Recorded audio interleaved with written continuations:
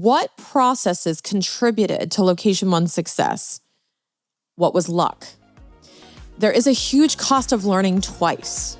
Welcome to Keep What You Earn, the show for business owners who want to scale profitably and build a business that's actually worth something. My name's Shannon Weinstein, and I run a fractional CFO firm to help seven-figure aesthetics and wellness practices scale with clarity, cash flow, and confidence without burning out or guessing their way into growth. Each week, you'll hear practical CFO insights, real stories about scaling and exiting, and clear financial strategies designed to help you understand what's holding your business back and how to fix it. If you want to follow along with the exact framework that we use with our clients, sign up for the free 5-part video series for aesthetics practice owners, where I walk you through the financial building blocks required to scale your practice and increase enterprise value. You'll find the link in the show notes. So today we're going to be talking about location number 2, or maybe it's number 3. A lot of practice owners have a dream to open multiple locations, and rightfully so. You want to be able to replicate what it is you're doing and grow and show that this is a provable concept. But in order to do that, you have to remember a couple of things to make sure you're ready. And it's not to say that you shouldn't open the second location. It means that you should probably think about these things before you pick the timing on when that location is going to open. It's not necessarily an if, it's a when. So I want to give you some scorecard items on what you can track to figure out, am I ready for my second location? So if you can't confidently check all of these boxes, then chances are a second location is simply going to amplify stress instead of relieve it. So I'm going to save you some time and energy in picking the right time to open that location number 2 or number 3. Okay, let's dive in. So number 1, I want you to be thinking about provider capacity. So is your first location actually maturing when it comes to capacity? Now, I like to use 80% as a sweet spot, where 80% capacity means you're ready to expand, meaning that you're busy enough with the providers you currently have that you should be thinking about expanding to accommodate the demand. So this is really important because when you go into another location, what a lot of people don't realize is that if they're geographically separated, you've got over here one set of clients or patients, and then you've got another set of clients and patients, and you have to build demand altogether in a new area. So you actually may have like family and neighbor referrals over in one town, and now you have to go rebuild that in another. And just because you have good demand or you have good recurring patients, reoccurring revenue, doesn't mean that that's going to translate immediately to location number 2. We're going to get into that in a little bit, but let's talk about capacity in terms of how your providers are utilized, okay? So if you're not filling the schedule in location number 1, at least 80%, then you are going to have a tough time filling the schedule in number 2. And what you don't want to do is end up with 2 locations at 40% capacity where both of them are losing money. So what you have to do is when you're dividing your attention, you're dividing your resources. So if you think about if you only have one brain to share among these 2 locations, you want to make sure that the first one is humming along so well that you can be in flow state running that one, and then you can focus on the other one. Now, if you're not at least 80% capacity, you have the danger of expanding while you're still filling your first schedule. And underutilization means idle time, operational issues. You're going to whack your margins with idle provider time that's just sitting there. You're paying your providers to not work, and you don't want to repeat that. So we want to be looking at maybe wait lists. If you have a wait list to see certain providers, that's a good sign. You also want to make sure that you're filling that capacity as best you can and doing every tactic in the book to fill that schedule with quality, high margin services. Now, what you want to do is also prove what services from that capacity, what services are filling that capacity, and what you want to bring over to your second location. It's a different story if you're talking about expanding simply to offer certain treatments in one location and certain in another. That adds a little bit of nuance. But let's talk about this like it's a med spa that's going to be offering injectables, laser treatments, and other aesthetic services. If that's the case, then you really do want to be looking at 80% capacity. How do you measure capacity? Good question.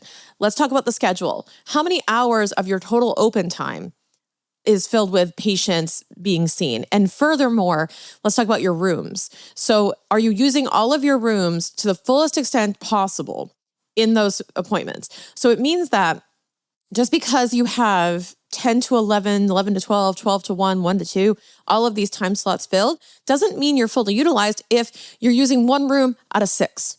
Okay, you're 1/6 utilized.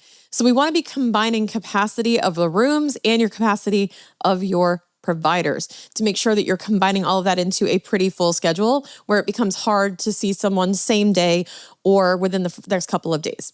Got it? We got to be there before we're even thinking about location number 2. If basically demand softens a little bit, does your first location still perform well? That's a good question. If you have clients who are coming in and then suddenly it gets a little slower, maybe it's the summer slump, are you still performing okay to sustain? If not, maybe we have not perfected this model yet. We haven't quite been ready to hit copy paste.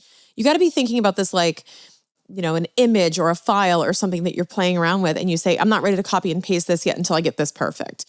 And it doesn't have to be absolutely perfect, but you've got to get these things enough of the way maturity-wise, that you'll be able to replicate it.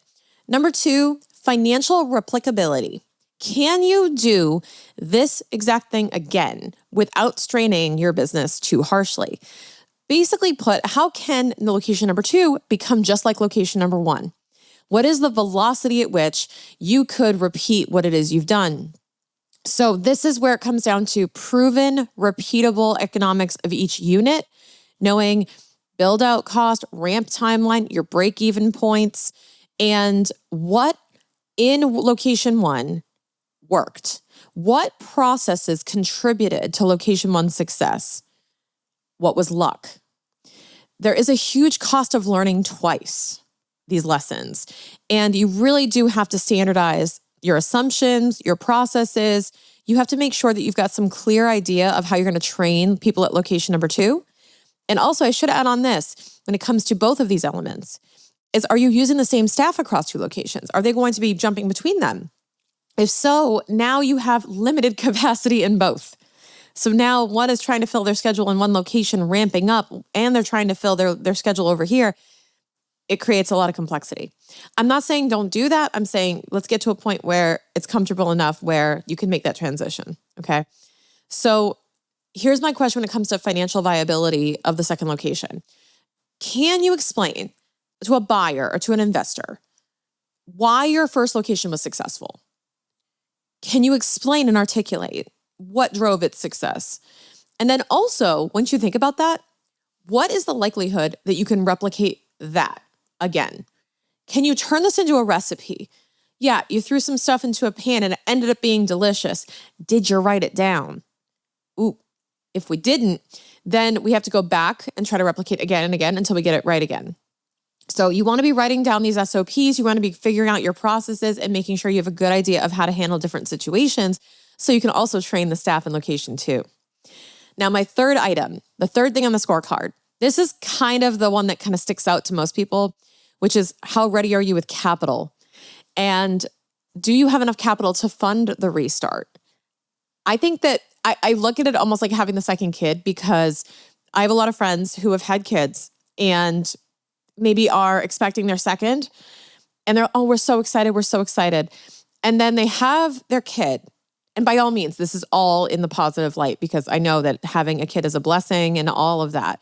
But I also know a lot of new moms, or we'll say second-time moms, who are now going, oh, I almost forgot what it was like when I couldn't sleep. I almost forgot what it was like the first 3 months or 3 weeks. I almost forgot, because you become comfortable and far gone from the first few weeks that you don't realize, you're right, that was a pain in the butt, wasn't it? We did overcome that together. Oh, but that was painful. Yeah, I forgot I'm going to have to go through that again. And I think with your med spa or your practice, I'm not saying you forgot, you probably remember, and it's probably still hard, but you might not realize how much capital, how much time, how much energy goes into really opening the doors. You might be comfortable to some extent with the demand that you've built up in location 1. You might be comfortable with the schedule filling up because you've developed a reputation in your area. But if you are adding another location geographically dissimilar, now you have that upstart. You have to invest in the marketing. You have to invest in your reputation there. You have to make sure that your success is driven by really factors that you can point to and say, that was successful. Early success can also create false confidence, and you want to make sure you're fully capitalized to be able to handle that. So all in all, just make sure that these financial considerations are all part of your overall game plan if you're going to open location number 2. This is super important. Hey, thanks for tuning in to today's episode. If it left you feeling inspired to take action, make sure to check out our free video series that walks you through the same framework that we use as a CFO team to identify what's holding a practice back from growth and how to fix it. Links in the show notes. See you on the next episode.